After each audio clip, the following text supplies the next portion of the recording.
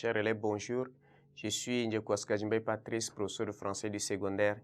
Bienvenue à la suite de notre cours sur la tragédie du roi Christophe qui illustre le thème la conscience nationale. Nous allons à présent voir les thèmes, étudier les différents thèmes qu'on peut dégager de l'œuvre. Nous savons bien que nous avons le thème de la similitude entre l'Afrique et Haïti et Afrique, liberté, l'égalité, socialisme agricole, spécificité noire. Voilà ce qu'on va voir. Et ces thèmes, nous allons le voir en deux séquences. Vous savez, la tragédie du roi Christophe évoque des problèmes essentiels qui déterminent le devenir du nègre. Il s'agit, entre autres, de la conquête de la liberté, du travail comme pierre angulaire de la liberté, de la dignité qui implique le respect, de la négritude ou de l'acceptation de son être, c'est-à-dire de son histoire, afin d'assurer et d'assumer le présent et préparer le lendemain meilleur. Voilà. Et c'est ce qui semble préoccuper le héros césarien.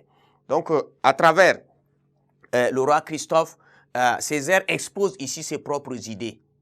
La pièce est apparue en 1963, ce qu'on a dit au lendemain des indépendances des pays africains, comme on l'a souligné.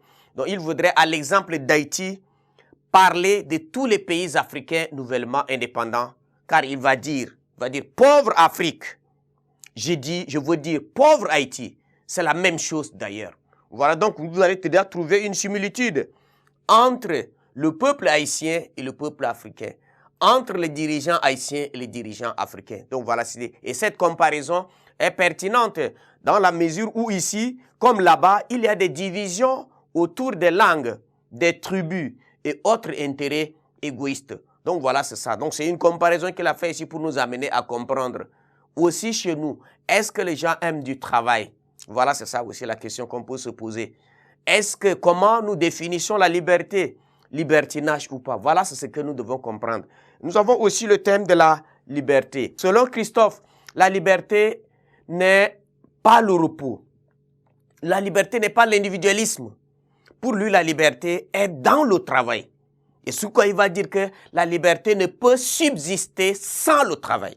Celui qui est libre doit se mettre au travail. Et sans ce travail-là, on ne peut pas parler de la liberté.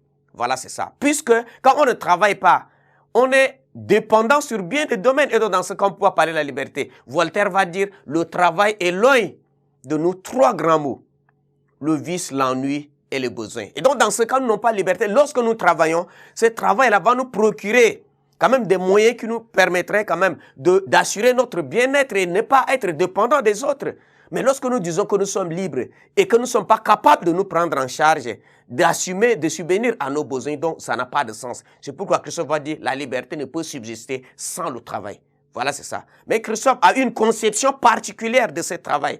On dit que c'est le travail accompli dans la discipline. Vous voyez, dans la discipline. Vous savez que c'est ça aussi le travail que nous devons voir dans notre pays. Est-ce que nous accomplissons notre travail dans la discipline?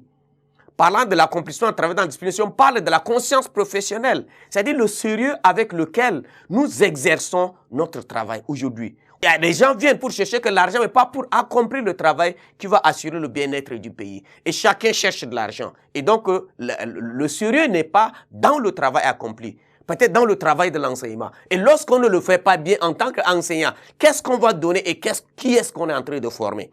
Voilà, c'est ça la question. Et donc, Christophe ici parle de travail accompli dans la discipline. Et pour l'État, et surtout, il ne faut pas compter sur l'aide des autres. Voilà, c'est ça. Quand on dit la main qui donne est toujours au-dessus de celle qui reçoit. Voilà, c'est ce que nous sommes en train de vivre. Et nous sommes capables. Nous avons la terre. Il va dire, les terres sont là et que nous sommes pauvres. Il n'y a pas de raison.